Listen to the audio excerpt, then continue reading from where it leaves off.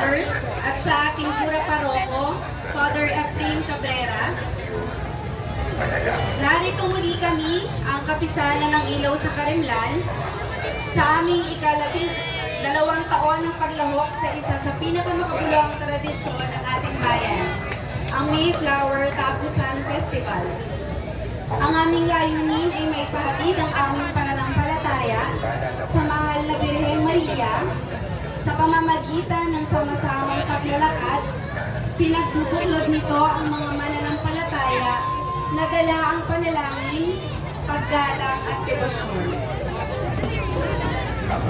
Natutunghayan po ninyo ay ang patron ng bayan ng Alitagtag, ang mahal na poong Santa Cruz, sa unang karosa ng kapisanan ng ilaw sa Karimlan.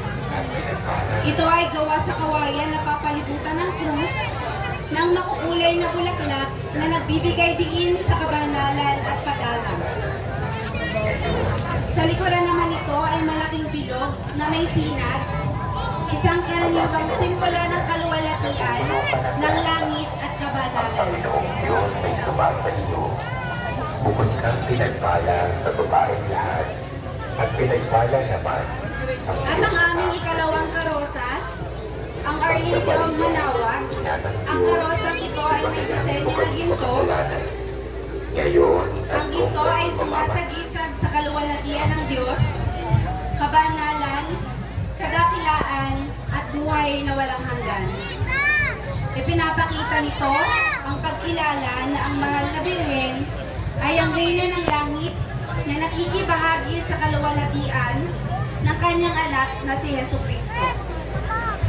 Sumasagisag din ito sa pananampalatayang sinusubok at pinadadalisay tulad ng gintong nililinis sa apoy. Ang umaagos na tubig ay nagpapakita ng walang hanggang biyaya, awa at pagpapalang nagmumula sa Diyos para sa kanyang bayan. Sa debosyon kay Maria, ang tubig ay maihahambing sa kanyang mapag-arugang pag-ibig at pamamagitan na tila bukal ng aliw at pag-asa para sa mga mananampalataya. Ito ay may kabuuang mensahe, Maria, bukal ng biyaya at reyna ng kaluwalhatian na umaakay sa sangkatauhan tungo sa liwanag ni Kristo.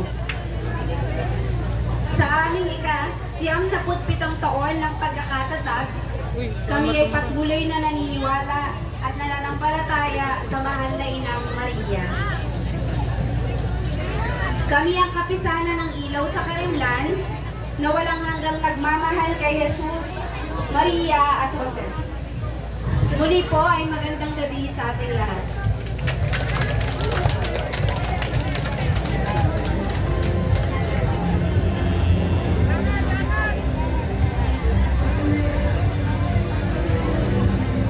Maraming salamat po, Dr. Ira Marie Acuña, sa inyong makabuluhang pagpapaliwanag tungkol sa inyong karosa.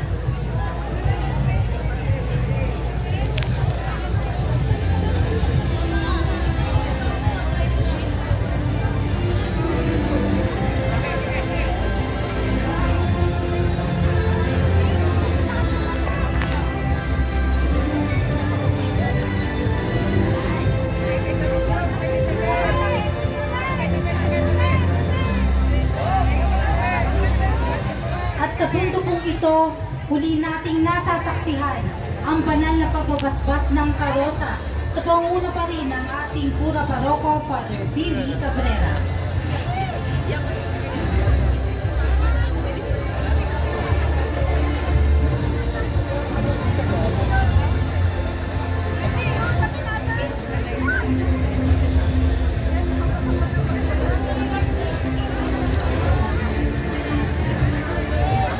Ngayon naman po ay ating inaanyayahan ang Pangulo ng Kapisanan ng Ilaw sa Karimlan na si Mr. Arwin Panaligan.